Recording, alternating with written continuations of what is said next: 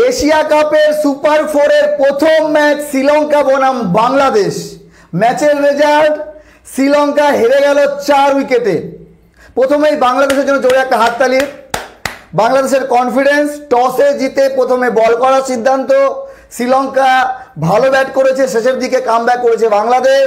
তবুও টার্গেট একেবারে কম ছিল না। দুবাইয়ের মাঠে 169 রান, কিন্তু বাংলাদেশি ব্যাটাররা পজিটিভলি খেলেছে, ম্যাচ জয়ের জন্য খেলেছে, কোনো মতো 20 ওভার খেলার জন্য খেলেনি। যদিও বাংলাদেশের ক্রিকেট দেখা এবং ম্যাচ দেখা মানে হার্ট অ্যাটাকে আমন্ত্রণ জানানো।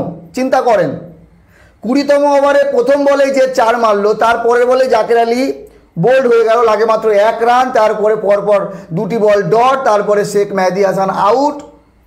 যদিও নাসুম আহমেদ মেরেছে, কিন্তু রান নিচ্ছিল না। শামীম হোসেন পাটোয়ারি বুদ্ধিমত্তা, যে ভাই দৌড়ে গেছি, যা হয় দেখা যাবে। শেষ পর্যন্ত রেজাল্ট বাংলাদেশের নামে গেল এবং সুপার ফোরের প্রথম ম্যাচ জিতে বাংলাদেশ অনেকটা এগিয়ে গেল। শ্রীলঙ্কা চাপে পড়ল। বাংলাদেশের আগামী ম্যাচ আছে আমাদের সঙ্গে, মানে টিম ইন্ডিয়ার সঙ্গে 24 সেপ্টেম্বর। সেদিন হবে আসল পরীক্ষা বাংলাদেশের। আগামীকাল আছে ইন্ডিয়া এবং পাকিস্তানের ম্যাচ। তবে কথা বলবো আজকের ম্যাচে। প্রথমেই বাংলাদেশের বোলিং, কোনো কথা হবে না মুস্তাফিজুর রহমানকে নিয়ে। ভাই এমনি টি-20 ক্রিকেটে এত স্লো বল করে, মুস্তাফিজুর রহমান তো মিডিয়াম ফাস্ট, খুব একটা ফাস্ট বল করে না, কিন্তু তার বলে মারা এত কঠিন। 4 ওভার বল করেছে, রানও দিয়েছে খুব কিপ্টের মতো, মাত্র 20 রান, 3 উইকেট নিয়েছে। 19তম ওভারেই তো 2 উইকেট। তারপরে শেখ মেহেদী হাসান 4 ওভার বল করে 25 রান দিয়ে 2 উইকেট। এবং তাসকিন আহমেদ 4 ওভারে 37 রান, ওকে, মোটামুটি খুব একটা ভালো বল হয়নি, তবে 1 উইকেট পেয়েছে। আর শরীফুল ইসলাম রান দিয়েছে 49, কোনো উইকেট পায়নি। নাসুম আহমেদ গত ম্যাচের হিরো, আজকে 36 রান দিয়ে 4 ওভার বলে কোনো উইকেট পায়নি। 7 উইকেটে শ্রীলঙ্কা করে 168, খুব ভালো বলতে পারেন, দেখার মতো ইনিংস খেলে দাসুন সানাকা, শ্রীলঙ্কার এক্স ক্যাপ্টেন। 64 রান, মাত্র 37 বলে 6টি 6 মারে। এইবার আসেন বাংলাদেশের ব্যাটিং। প্রথম ওভারেই, দ্বিতীয় বলেই তানজিদ হাসান তামিম ক্লিন বোল্ড।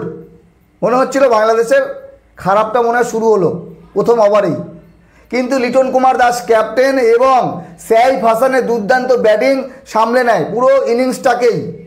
লিটন কুমার দাস দ্রুত আউট হয়ে যায় 23 রান 16 বলে, কিন্তু ওই যে 23 রানের ইনিংস বাংলাদেশকে পজিটিভ দিকে নিয়ে যায়। সাইফ হাসান আর তাকায়নি পেছনে ফেরে। তার কেরিয়ারের দ্বিতীয় টি-20 50 করলো, 61 রান 45 বলে। তারপরে তহিদ হৃদয় প্রথম দিকে একটু স্লো খেললেও শেষে মেকআপ দিয়ে দেয় 58 রান 37 বলে। একটি ফুল টস বল বুঝতে না পেরে আউট হয়ে যায়, কোনো ব্যাপার না, বাংলাদেশ ততক্ষণে ম্যাচে চলে এসছে, ম্যাচের রেজাল্ট বাংলাদেশের পক্ষে যাবে, এতটুকু কনফার্ম ছিল। তো যদি বলি বাংলাদেশের ফিল্ডিং, বরাবরের মতো বাংলাদেশের ফিল্ডিং আজকে খুব একটা ভালো হয়নি। আমি খুশি না, বাংলাদেশের ফিল্ডিং আরও ভালো হওয়া উচিত। বাংলাদেশের অনেক বাউন্ডারি মিস হয়ে গেছে, একটু এফোর্ট দিলে ক্যাচ হতো কয়েকটা। এগুলোকে আগামী ম্যাচে অবশ্যই ঠিক করবে বাংলাদেশ, এগুলোর উপর কাজ করবে। তো বিষয় হলো যে সুপার ফোরে প্রথম ম্যাচ জিতলো বাংলাদেশ, নিজেদের দমে জিতলো।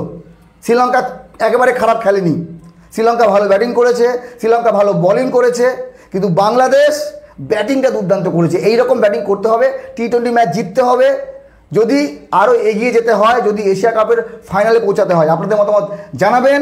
আজকের ম্যাচের হিরোকে বাংলাদেশের মুস্তাফিজুর রহমান, সাইফ হাসান, নাকি তহিদ হৃদয়, নাকি মেহেদী হাসান যে 2 উইকেট গুরুত্বপূর্ণ নিয়েছে? বিষয় হলো যে যখন একটা দলে 5 জন 6 জন ক্রিকেটার প্লেয়ার ভালো খেলে তখন রেজাল্ট পজিটিভ হয়। যাই হোক বন্ধুগণ, ভালো থাকবেন সবাই, শুভরাত্রি।